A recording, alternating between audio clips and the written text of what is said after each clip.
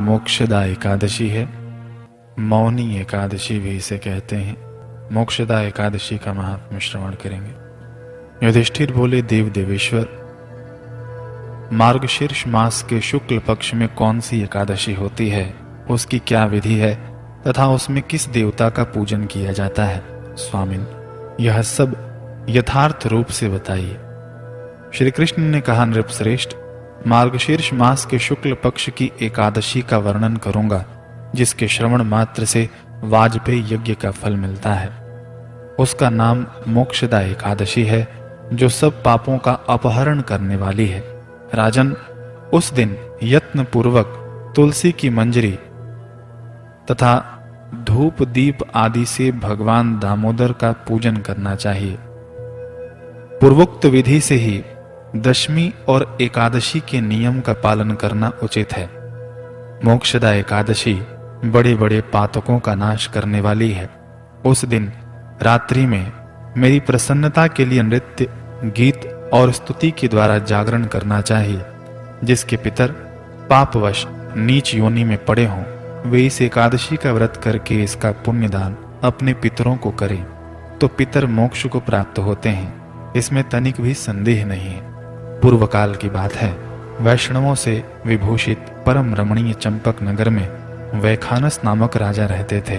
वे अपनी प्रजा का पुत्र की भांति पालन करते थे।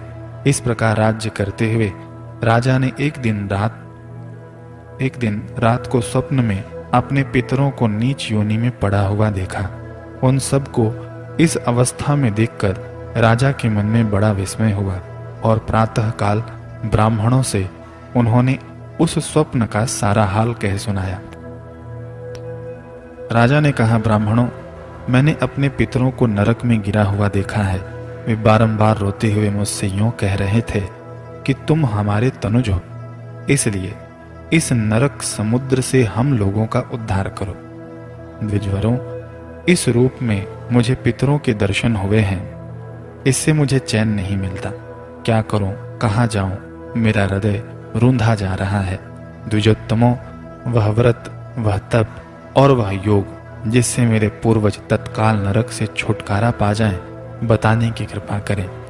मुझ बलवान तथा साहसी पुत्र के जीते जी मेरे माता पिता घोर नरक में पड़े हुए हैं, अतः ऐसे पुत्र से क्या लाभ है? ब्राह्मण बोले, राजन, यहाँ से निकट ही पर्वत मुनि का महान आश्रम है। वे भूत और भविष्य के भी ज्ञाता हैं। नृपश्रेष्ठ, आप उन्हीं के पास चले जाइए।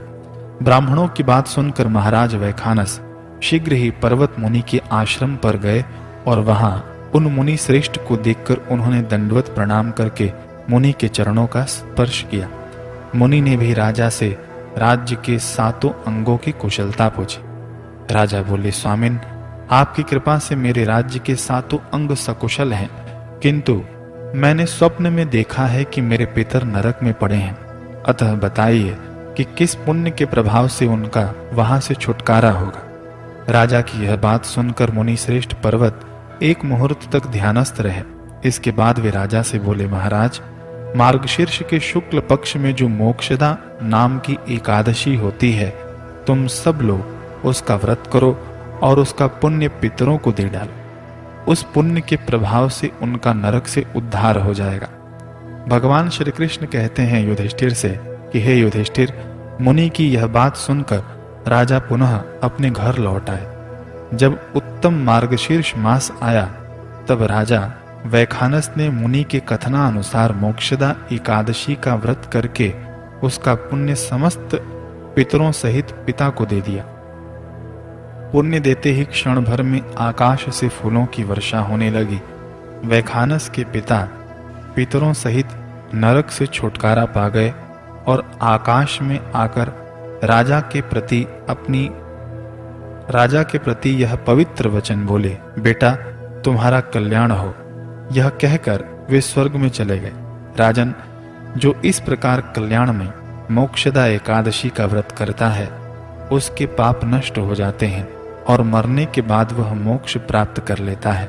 यह मोक्ष देने वाली मोक्षदा एकादशी मनुष्यों के लिए चिंतामणि के समान समस्त कामनाओं को पूर्ण करने वाली है। इस महात्म्य के पढ़ने और सुनने से वाजपेयी यज्ञ का फल मिलता है।